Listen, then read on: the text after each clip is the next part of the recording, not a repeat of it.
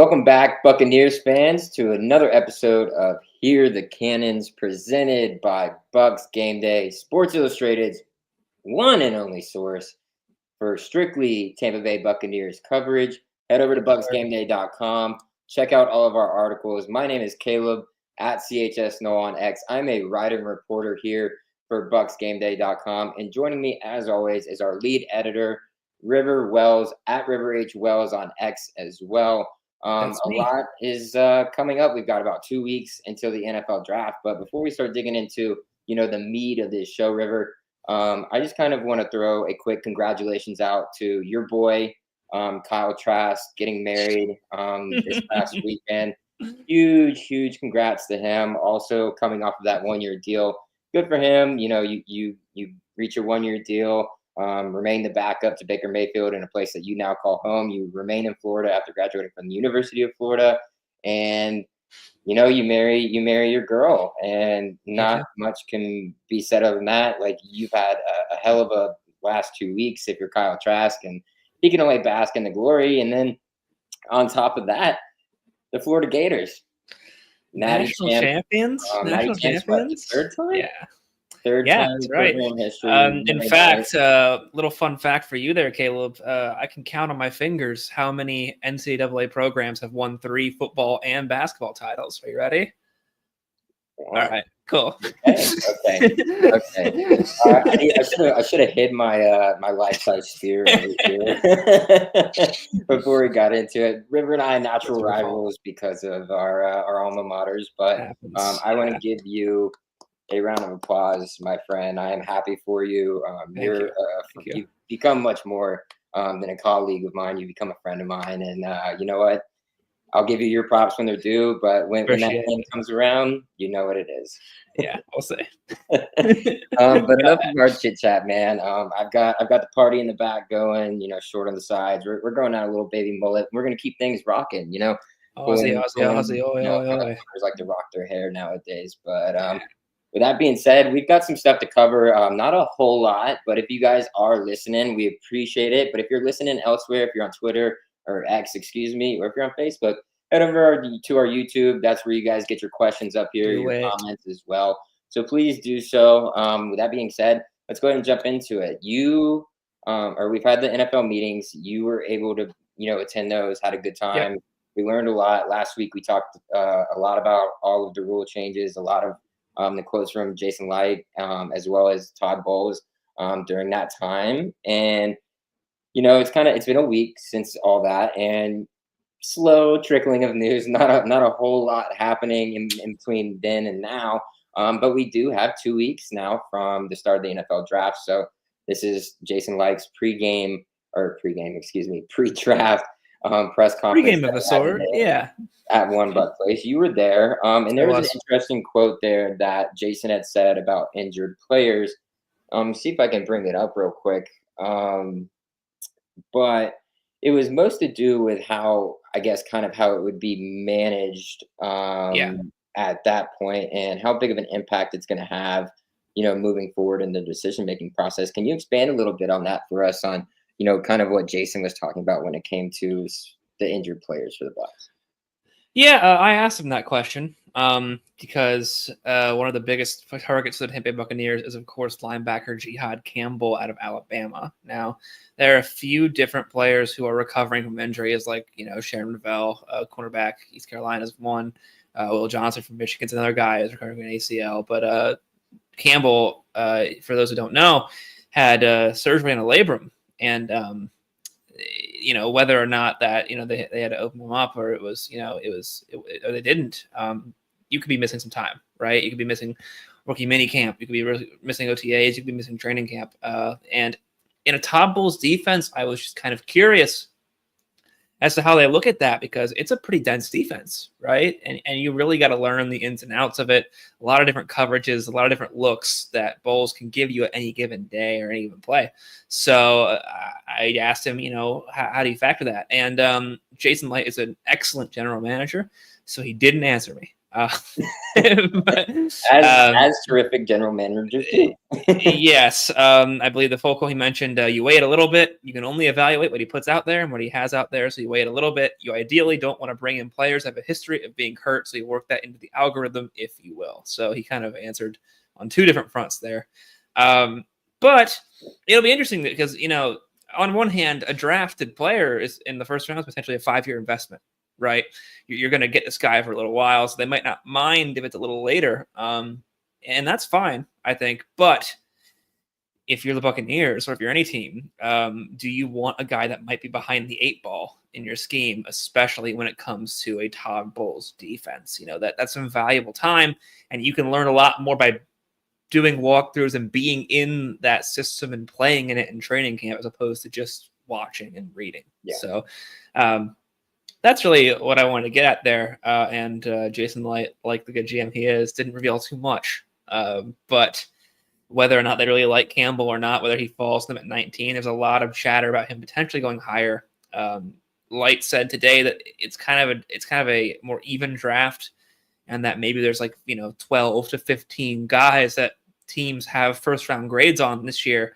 And then after that, they're kind of all on the same type of skill level and pile to where you don't really know who's going to go where because it's just based on team need. And there's no one really that sticks out beyond the initial berth. So if Campbell goes first, maybe a little bit earlier in the round, middle of the round, then he wouldn't be available. But if he does fall to the Bucs at number 19, I am curious to see if they like him, because I think he'd be a great fit alongside Levante David.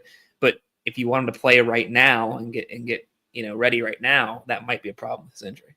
Oh yeah, and that's something that we've even seen with one of the top guys in the draft. You're talking about Abdul Carter, who has that stress fracture, whatever it may be, in his foot, and there's the reports that came out today that it's healing. He's on a trajectory where he doesn't need surgery. So, I mean, a torn labrum, I partially tore my labrum back in high school, and I didn't go get it looked at because I just thought I was fine. It was just something with weightlifting. I might have just pushed something or whatever. It's actually a serious injury. It still affects me to this day, to where whenever you are lifting or doing this, if you don't get it taken care of, it can impact you later down in life. So it is an important thing to pay attention to at the end of the day. And Jason did probably the right thing and not necessarily given a direct answer, but trying to be as transparent as he possibly can, which he does try to be in moments, but he needs to keep some things close to his chest. But Benjamin Morrison is another guy, Notre Dame, right? He's recovering from I believe it's a broken hip. It's a hip injury. Yeah. And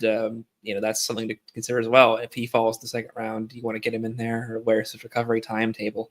And those are all things you got to think about when you're drafting, because you're trying to make your team better at the end of the day. And like Light said, you don't want to get an injury-prone guy. But if they can be ready by the time it is to go, then that's a boon at the end of the day. Yeah, Sarvassier, Dennis. But we're not going to get into that. We've got to enough. Going on to another Jason Light quote when you were there, and that was the topic of Bucky Irving. We all saw how he kind of blossomed last year. He became pretty much the Buccaneers starting running back, probably latter quarter of the season per se, probably fully took over those duties. And an interesting quote, he's like, if I would have known that he was going to be this good, I would have taken him much higher in the draft. Just thoughts on that initially, and then we'll kind of expand off of that. Well, yeah, it's interesting because I think, and Jason talked about this, it goes to show you that you can feel confident in a draft pick, and you can feel like you like all the guys you pick, but at the end of the day, you don't know. I'll put my hand up here. When I watched Bucky Irving in OTAs, when I watched him in training camp, I didn't like him very much. I thought he looked slow. I thought his cuts were a little wonky. And then he went out and played some of the best football any running back played in 2024. So it's really hard to tell what you're looking at until they put the pads on, they put the hat on, and they get out there. And season again, River, we don't know until exactly. And that's kind of the fun of the draft, because everyone, when you draft someone, their potential is at their highest, right? And then they got to go play football. But Jason's done a really good job of drafting players, particularly last class. I mean, you have Bucky, You had Graham, who was kind of selling the things in when he was snapping the ball in center, but he was an excellent blocker and he was going to move people around. And that was a big part of the offensive line last year, was his skill in doing that. And then Jalen McMillan had 8 touchdowns last year to coming on slow to start the year. So, I mean, that's really impressive how he kind of came on in the second half. And if he can continue that sort of play going forward, that offense could be even more dangerous. So a lot of good offensive players in that draft. Tyke Smith played some pretty good football when he was playing as well.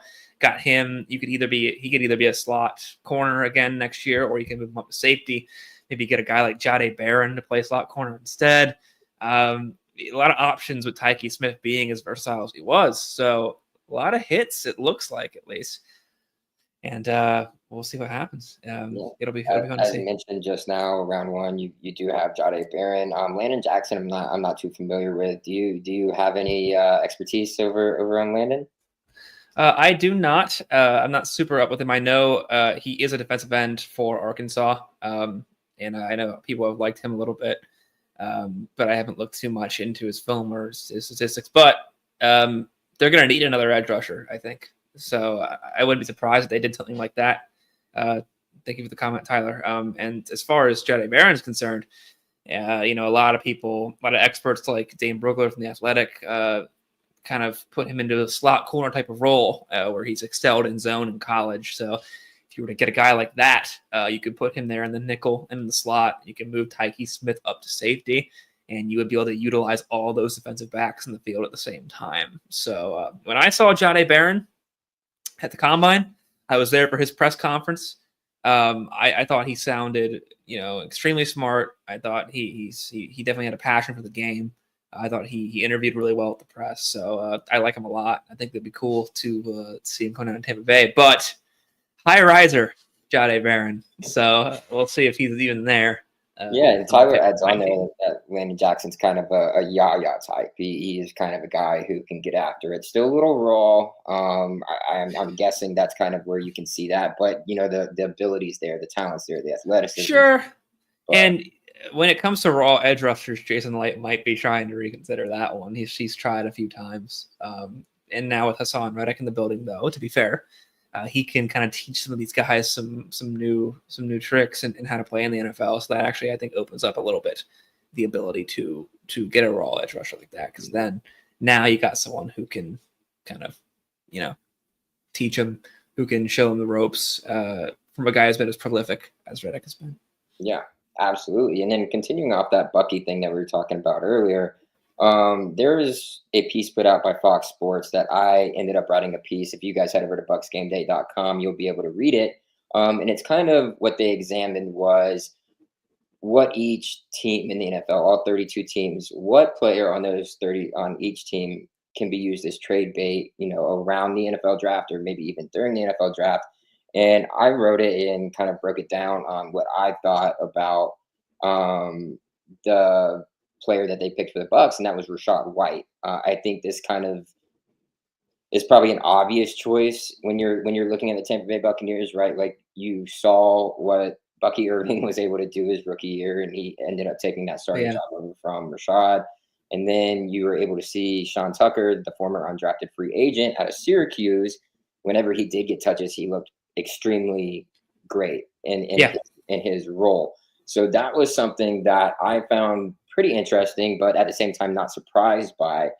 And is that something that, like, the whole Bucky thing, like, I mean, if Jason said he would have drafted him sooner, what would the, emotions have been like with Rachaad then? But now how Rashaad's feeling now might be a little bit different because he does know his worth, and he's a good back still. He might not be the most electrifying runner or as good of a runner, pure runner, that is as a Bucky Irving, but he's definitely probably got Bucky in the passing game, I would say, still, just because his vision once he does get the ball in his hand is probably just a little bit better. And that having that time, which Rachaad is kind of that patient Le'Veon Bell type of guy when he has the ball in his hands, compared to a Bucky Irving who's going to be able to see it immediately and react. So it's a little bit different running styles. So just your thoughts on that. And I guess this kind of goes hand in hand with one of the other questions I wanted to bring up to you, River, is with the possibility of White. I don't think it is personally I don't think that the Buccaneers are thinking that they're going to trade White or use him as a trade piece or trade bait necessarily. But with Jason Licht making comments today that the Bucs aren't really thinking about moving up just based on how things have kind of unfolded up to this point, with there being no trading of draft picks in the first round. Your thoughts on White being used as a potential trade piece, as well as Jason Licht's comment on not moving up, and potentially, I think they would move back at the end of the day. Yeah. I think Rachaad White is a pretty good football player. I think he offers a lot to the team. Really good pass blocker, as many have noted, and he's very useful in the run game as well.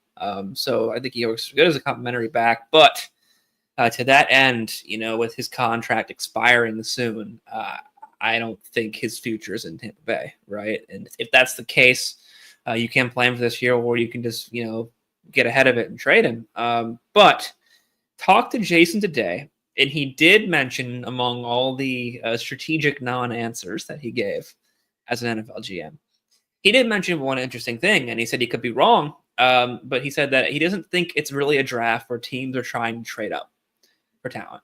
And that kind of goes into what we were talking about a little earlier in the pod, in that there seems to be a list of like 12 to 15 guys that teams consider first rounders, right? And afterwards, a lot of these players, I think, are seen as having similar sort of skill levels, right? Yeah. Any guy that you want in the second round could be got in the third or fourth, depending on need. And I think a lot of people think that this even draft, that skill discrepancy is not that big. Mm-hmm. So with that in mind, to trade up for somebody, it would really have to be for someone that you really want in that sort of range. And, me and some of the Bucs beat writers, guys like Rick Stroud, Greg Allman, we were talking about this today after the press conference. The Steelers picked number 21 in the draft. They notably don't have a quarterback yet because they're waiting on a certain somebody. And the Bucs pick at number 19. Are you hinting at a Manning per se? No, I'm talking about Aaron Rodgers. Okay, just about to say. That was it. Yeah, Aaron Rodgers seems to enjoy the waiting process. And while that's the case, they still need a quarterback and they need one for the future. If anyone perhaps would trade up in the draft, maybe it would be the Steelers from 21 up to somewhere else, and the Bucs kind of fit at 19. Now, would you want a quarterback maybe a little bit earlier than that, like Dart or Sanders? Should Sanders fall past like the Saints or something? Yeah, but otherwise, there's not a lot of room to trade up. So for the Bucs to trade back, they would need to find a trade partner.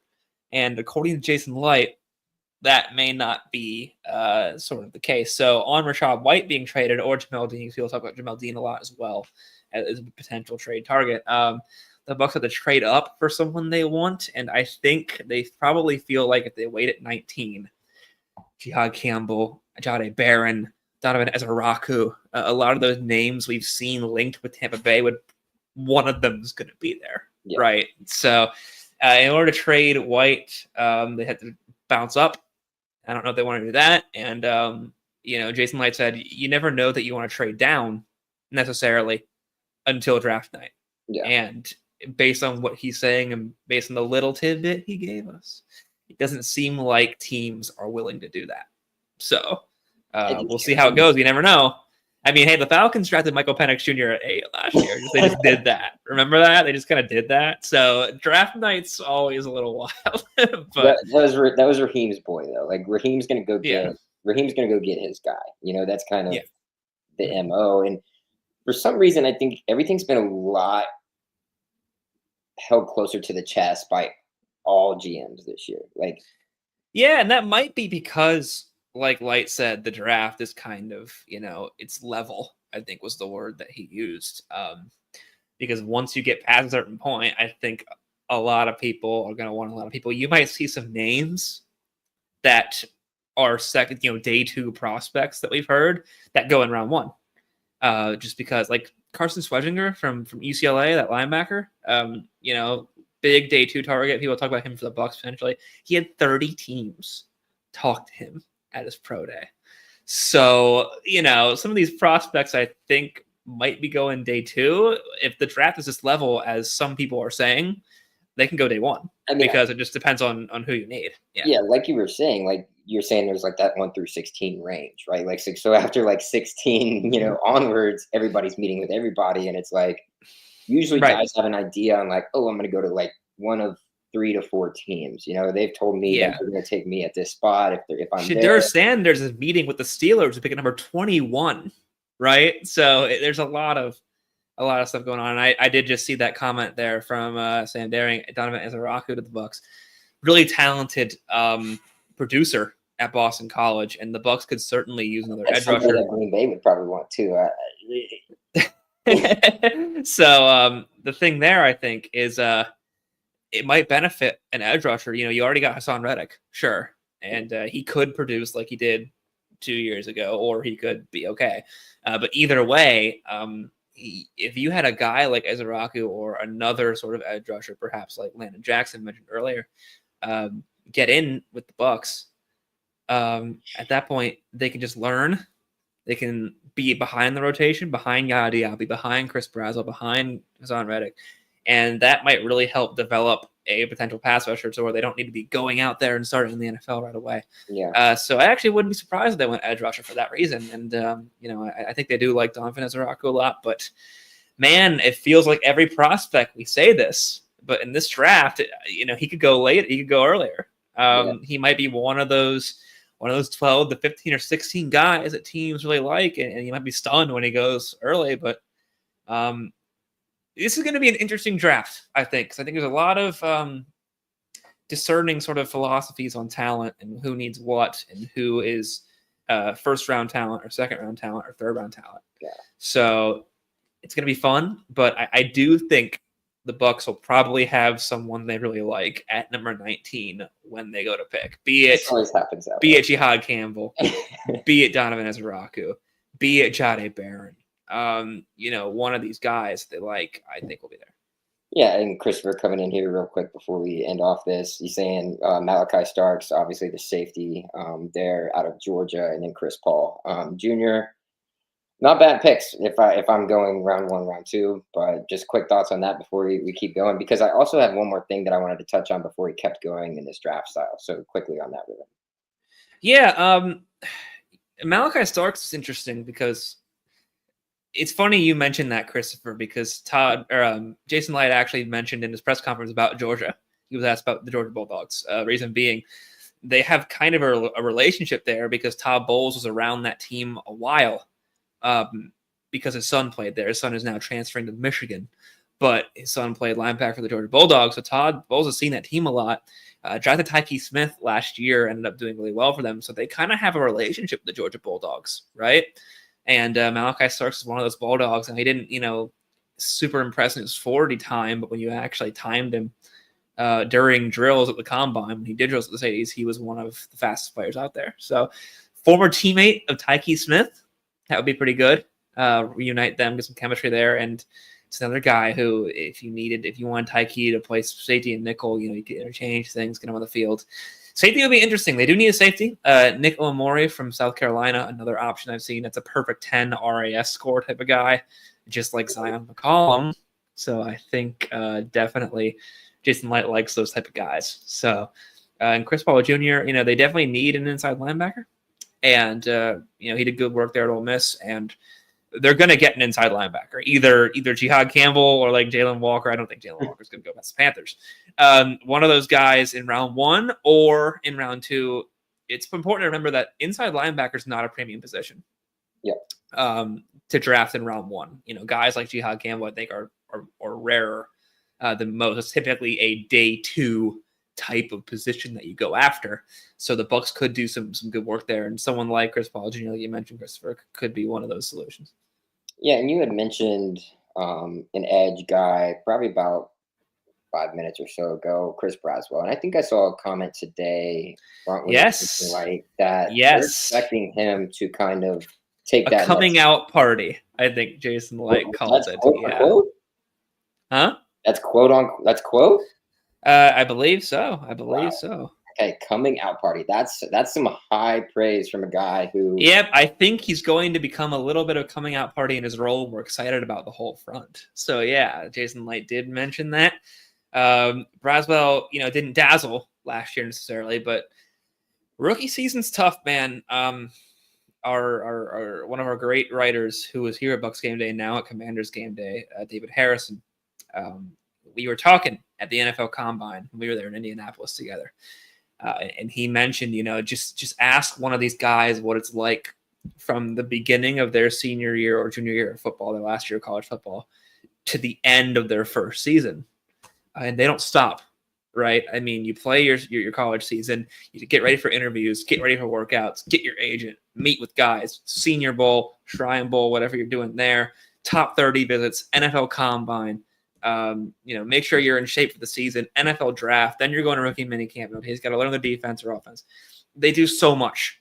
And some guys obviously can just get in there and they can just play, but it's a lot of prep work that comes with being a rookie and not getting to prepare to play football. They're not preparing to play football. They're preparing to get drafted.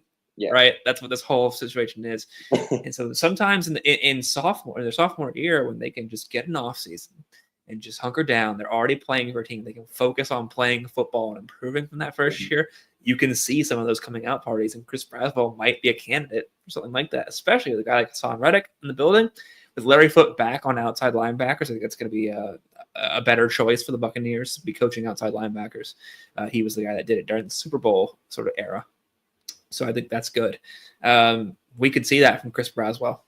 I think that could be fun. And I'm and like you mentioned, Tyler, in the comments there, he said last year's a draft masterclass. Tyler's going to lead us right into our next segment. If Braswell ended up hitting in year 2, it would be even more of a draft. That's what I was saying. I think it's great because Braswell was already not a guy that saw the field a lot when he was at Alabama, right? Like he came in specialty downs. This was his role. This was his type of gig. This is what it was. And he was comfortable doing that. And he produced when he was doing that. And like last year, having all those, not necessarily distractions, but like so many things going on where you're trying to process, you're trying to learn, you're trying to get in shape, you're trying to. The game speed, man. The game speed in the NFL is different. Then once you're with a team, you're like, okay, now I got to learn the playbook. I got to get deeper into this. I got to be able to move like these guys do. I got to eat like these guys do. I got to work out the way that they do. I've got to do all these different things. I got to find a home. I've never been to Tampa. I've never been to this area. I've got to figure out all these different types of things. So it's a lot going on, like you had mentioned, River. But I could see where you're coming from. Like he's got this time. He has a time to be able to focus on football. Like you got time now to just refine your craft, get to where you need to be, and be able to produce and help the team out more so than you potentially did last year. But as Tyler said, last year was a draft masterclass. Why is that? That's because we have one of the greatest general managers in the league in Jason Licht. Obviously, he had help from Spytech, who is now with the Las Vegas Raiders with Tom Brady. So they pick far apart. But, can't do much with that. But we still have Greenberg, and obviously Jason Licht is still in the building after 10 years, 11 years now in his service. But just gonna read off some quick success hit rates, man. I mean, this guy has been absolutely unbelievable. He probably doesn't get enough credit for how he does, probably because he's in Tampa. Tampa players already don't get enough credit. You talk about Mike Evans, Levante Davids of the world, Chris Godwin's even of the world. That's what it is when you come to Tampa, right? And so same thing with Jason in the front office. Let's just read some of these off. 20 out of 22 of Tampa Bay's 2024 Week 1 starters were drafted by the Bucs, which is most in the NFL. Yeah. You had Jordan Whitehead come back, so that counted. And then I think Baker and Bredesen were the only two. The entire defense, I think, were Bucs drafted. Mm-hmm. On top of that, 44 out of 53, which is an 83% rate of the season opening roster, was either drafted or signed as a college free agent by the Bucs. So not only are they drafting well, they're picking the right undrafted free agents to be able to bring up. Yeah.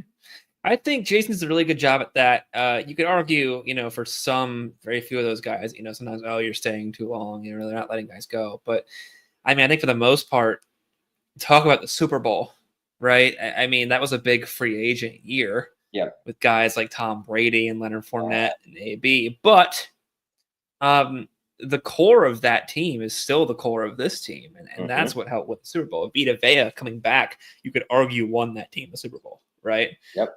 Guys like Chris Godwin, guys like Mike Evans, those are all people that Jason Light drafted, and that core, Levante David, guys up front, Clyde Kancey's there AWJ's too. rookie year, and guess what happened? He started Yeah, at the end of the year. So exactly. Tristan Wirfs. I mean, that you could argue that he was a huge part of the Super Bowl run because of how stellar he is, and he's one of, if not the best tackles in the NFL.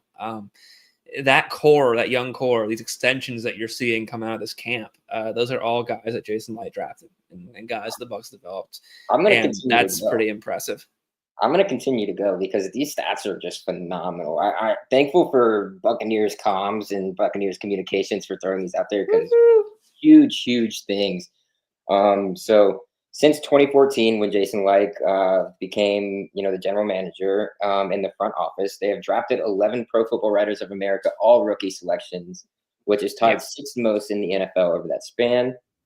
All 38 of the Bucs' first through sixth round draft picks from 2019 to 2024, so over the past 5 years, were on an NFL roster last season. The only team in the league over that period of time to do so.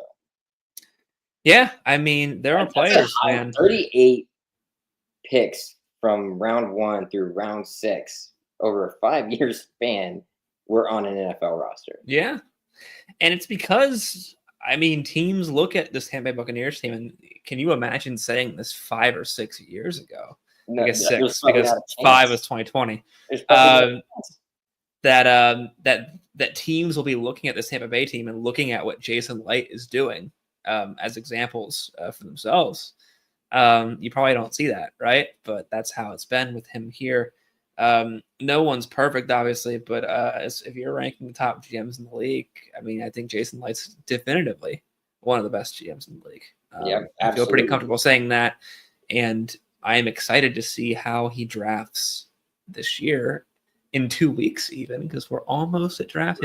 Guys, the mock drafts and all that, it's almost time to just do the draft, right? It's almost time to just go in there and pick those players. We're very close. Get it done. Let's go. We're all ready.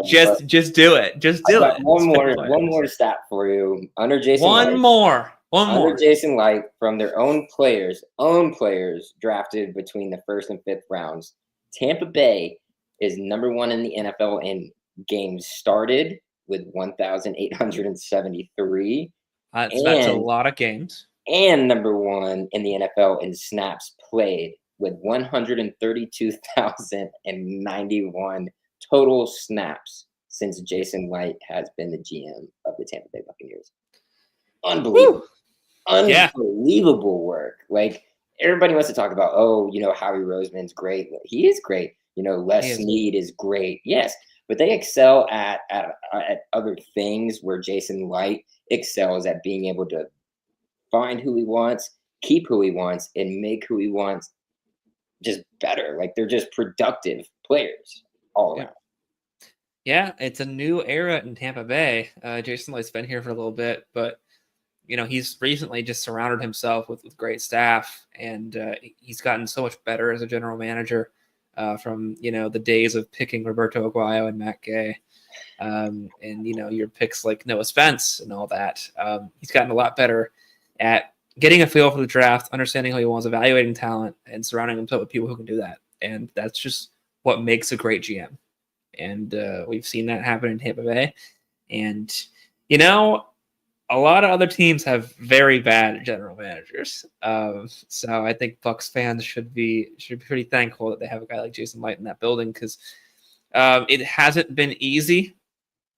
It hasn't been a runaway sort of thing in the NFC South, but 2021 through 2024, NFC South champions, won a playoff game in 2023.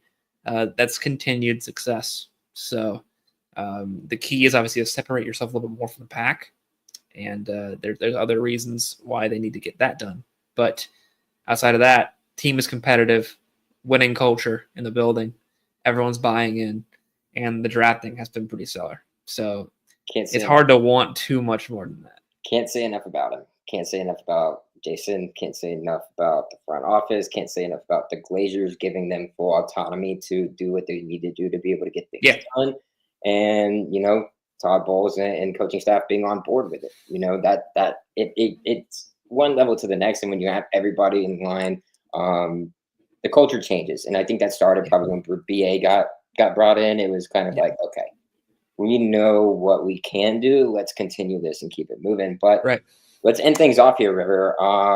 New cap space came out. The Buccaneers did some restructuring of contracts. I know there was the false one and then the true one and all that fun stuff going on via X and via social media. But the newest cap space update has the Bucs with the 10th most able to spend left in the league at $32.4 million. Where do you see the Bucs going with this? Obviously, we know a portion of this will be geared towards draft picks and going towards undrafted free agents or what be it. But do you see the Buccaneers doing anything with this? More so you got a little bit more wiggle room, if I should say. I do not. I think definitely draft picks aren't too expensive. It'll be a few million, and I think a lot of this is rollover into the next year. And I think what people understand or need to understand is that when you make these restructures, it's like an interest-free loan. If you can think of it like that, you take the money for the initial base salary, you can convert it into a signing bonus or a roster bonus, and that just frees up cap space that way. And then you could prorate that into other years, and that opens up your cap space this way. And then so really, it benefits both sides. It benefits the team to open cap space, and it benefits players because all that money that they would be getting over the course of the year, they just get immediately instead. So I know this has been a talking point, but it's not like it's about money up front, it's not like thank you, Mike Evans, for restructuring. No, I think a lot of players really like restructures because it just gives them immediate money, and so it's no problem for them. I think if they could do that every year, they probably would. So. I love Tyler's comment here. He's just like, you know what, whatever. Just go get Cooper Kupp and call it a day. Cooper Kupp is a Seahawk, unfortunately. So you would have to get him in a trade at that point. It's not gonna happen. But yeah, I think a lot of it's gonna be carryover, and there's still some stuff to do. There's still Luke Gedeke. Gotta think about Luke Gedeke, extending him, especially if he's a good year this year. That's an extension. There's also another player that probably needs to be taken care of after this year. And who is that? Is that Michael Lynn Evans? I think it is Michael Lynn Evans. I think it is Michael Lynn Evans. Mike Evans is going to be a free agent at the end of this year, whether or not he wants to keep playing or not. Yeah, he's chasing Jerry. Of course he's going to keep playing. Yeah, I mean, it's something to consider. I think I'd say he is, but, if you recall, this is 2 years away. He mentioned for the 2028 Olympics, he's probably not going to be playing in the NFL by that time. So he's got like a 1 to 3-ish year window. If he gets 1,000 this year, he's 2 away from tying Jerry's record. Yeah. So as long as that body keeps going, he's going to keep trying to catch for 1,000 yards. And that's something to consider. And Baker Mayfield could be in line for an extension. Now, I do think I'm bought in on Baker Mayfield personally. He has a massive turnover problem, and I do think as long as it exists, the Bucs aren't going to be able to win a lot of games in the playoffs. So, I think this next year is going to be interesting for Baker. I think the way contract here, it's a team option. So. Right, exactly. So not necessarily urgent there, but I think this year might be interesting because it could tell you, well, he's had this problem for the last 2 years, right? Will it? Can it get better? Or if it's a similar season, 40, you don't fall backwards into 41 passing touchdowns. I mean, how many did you have last year? 16 turnovers total. He had 16. He had 16 interceptions. He did. Yes, and he led the league in fumbles too. I think. So if you knock that down to like 10, 12 interceptions and you knock your fumbles down by like 2 to 3. Right. I think that's good. It should be noted. People say, oh, he didn't lose all those, right? He lost like 3 or 4. Those are still negative plays you're generating, right? Yeah. Even if it falls backwards and you pounce on it, it's a loss of yards. If it's not a gain, then you've wasted a play. So negative plays might be the better way to put it. But he needs to stop generating negative plays. And 41 touchdowns, fantastic. Did really well at scrambling and finding his lanes there. He's been an accurate passer with the throws that he can make. He's got a lot of velocity in the ball, great arm, and he's definitely found his rhythm here in Tampa Bay. So I'm bought in on that aspect, but we'll see how his next year goes. And then from there, maybe if he cuts down those turnovers, if he plays, the same level of ball that he's played in his best games, maybe an extension's in order. Yeah, so. I mean, it's interesting that they're doing it now. That's my whole holdup is like they're restructuring now. I don't know why you would restructure now and not wait till next year if you're planning on that. Right. So that is my intriguing thing. Like, what secret thing are the Bucs doing out here to where they're jumping from like the bottom half of the league in salary cap to restructure guys now to get them higher up? What are they possibly building for? I don't know. I can't speculate. Obviously, we know the positions of need for the Buccaneers. We do. It's true. Maybe there is a move that is going to happen around the draft. That's why Jason's not being as open. Who knows what's going on? There's always a surprise when it comes to this time of year. I didn't think Hassan Reddick was even on the Bucs radar or even should have been on the Bucs radar. And lo and behold, he's a Buccaneer. Like he's a Tampa Bay Buccaneer. One of the first free agent signings. He was the first. He was the first free agent signing. And I'm like, okay, well, I mean, he's a dog. Like Twitter was down. Elon had to, Twitter was down. Ian Rappaport had to get it out quickly. And that was the first one. So who knows what is going on? I'm just like, when I saw that, I was like, why are we in the top 10? I was like, shouldn't be there. We were like at 18. Like, why are we top 10 now? Something's got to be going on behind the scenes, but not going to speculate. Don't want to speculate because I don't even want to get my hopes up. I cover the Bucs, obviously, but being born like an hour away from Tampa and growing up Bucs and Buccaneers fan, like you can get your hopes up pretty easily. So as well as everybody listening. So with that being said, River, thank you again for coming on here, brother. You're always a great co-host and an even better editor. I rely on you so much for a lot of the crap. I appreciate it. Really appreciate it, brother. Thank you for hopping on with me as always. If you guys don't already, go follow River on X at River H Wells. He's our lead editor for BucsGameday.com, Sports Illustrated's one and only source for Tampa Bay Buccaneers football. He is there every practice, every post game, every game, everything, NFL meetings, NFL combine, just always there, holding it down for us, boots on ground, no matter where we are, not just Tampa Bay like myself, but he is out everywhere else as well. He does a great job, a fantastic job at being able to make us what we are today. And we're so appreciative of him. For you guys watching, we appreciate it. You guys are what holds us together. If you're watching, head over to BucsGameday.com. Check out all of our articles. We got a lot going up. We'll have even more coming here in the next week as we get closer and closer to the NFL draft. I talked about, the Rachaad White possibility of being used as trade bait. Don't take that for my word. It's something that came from Fox News article. So it's just, potential scenarios that the Buccaneers could be going through. We've got all kinds of stuff going over there at BucsGameday.com. So head over there. If you're watching this, Hear the Cannons on any other platform other than YouTube, go over to YouTube. If you're watching on Facebook, X, go over to YouTube. That's how you get your comments up here like Tyler had, like Chris had, Sam had. That's how you get up here, how you get your comments, your questions, everything. That's how we do it. Click that subscribe button. You'll get notified when we're going live. Even if you don't click the subscribe button, like it. If you appreciate what we're talking about, like what we're talking about. If you disagree with it too, like it too. Then you can come on here, talk about it, disagree with us, and we can tell you why we think the way that we do and why we can see it from your way as well.